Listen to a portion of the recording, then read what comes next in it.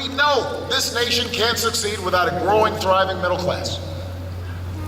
Our fight goes on because America's always done best when everybody gets a fair shot. And everybody's doing their fair share. And everybody's playing by the same rules.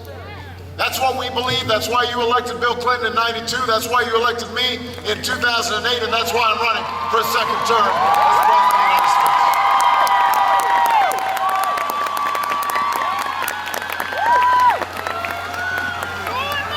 Now, New Hampshire.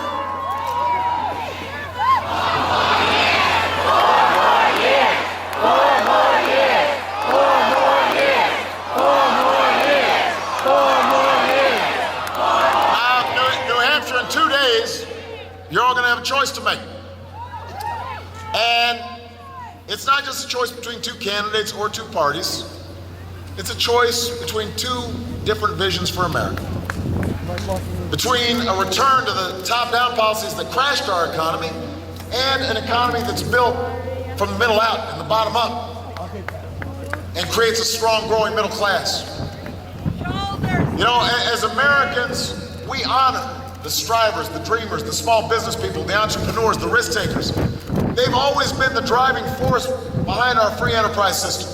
And that system has been the greatest engine of growth and prosperity the world's ever known. But we also know that in this country, that system, our free enterprise system, works when everybody's got a shot, when everybody's participating, when everybody's got a chance to get a good education and learn new skills, when we support research into medical breakthroughs and new technologies that will create new businesses.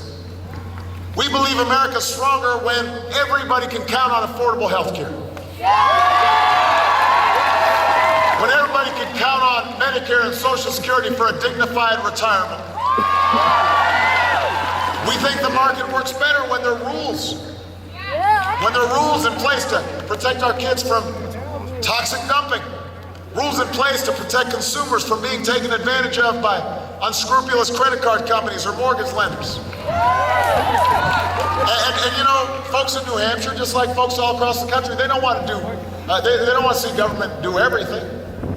They want to make sure government is giving people tools to succeed. And there's some things that they don't want government meddling in. For example, they certainly don't want politicians in Washington, most of whom are male, trying to control healthcare choices that women should be making for themselves.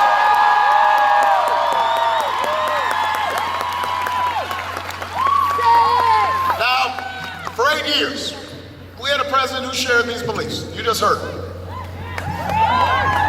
President Clinton's economic plan asked the wealthiest Americans to pay a little bit more so we can reduce our deficit and invest in the skills and ideas of our people. Yes. And at the time, the Republican Congress and a certain Senate candidate by the name of Mitt Romney said Bill Clinton's plan would hurt the economy and kill jobs. Sounds familiar, doesn't it? Turns out his math was just as bad back then as it is now.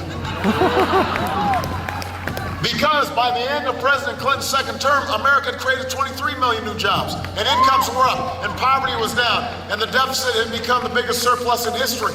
So, New Hampshire, we know our ideas work. We've tried them, and they worked.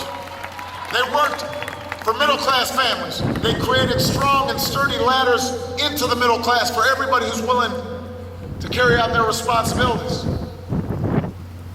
Now, just like we've tried our ideas, the other side, they've tried their ideas. We gave those a shot. After Bill Clinton left, we had 8 years to test their ideas, to test Governor Romney's ideas. For most of the last decade, we tried giving big tax cuts to the wealthiest Americans. We tried letting insurance companies and oil companies, Wall Street, do whatever they please, giving them free license. And what did we get? Falling incomes, record deficits, the slowest job growth in half a century, and an economic crisis that we've been cleaning up after ever since. So let me get this straight. We tried our ideas, they worked. Middle class grew, America prospered, deficits became surplus. We tried their ideas. Incomes went down, deficit blew up, massive financial crisis we're still cleaning up. Now this poses a dilemma for Governor Romney. But he's a very talented salesman. And in this campaign, he has tried as hard as he can to repackage the same old ideas and pretend they're new. In fact, he's offering them up as change. Says he's the candidate of change. Now, let me just say this. We know what change looks like. And what he's selling ain't it. It ain't it. Giving more power back to the biggest banks, that's not change. Another $5 trillion tax cut that favors the wealthy, not change. Refusing to answer questions about the details of your policies till after the election's over, that's definitely not change. That's the oldest trick in the book. Ruling out compromise, pledging to rubber stamp the Tea Party's agenda in Congress, not change. Changing the facts when they're inconvenient to your campaign, that's not change. At least not the kind of change you want out of your president. New Hampshire, after 4 years as president, you know me. A part of this election is not just about policy.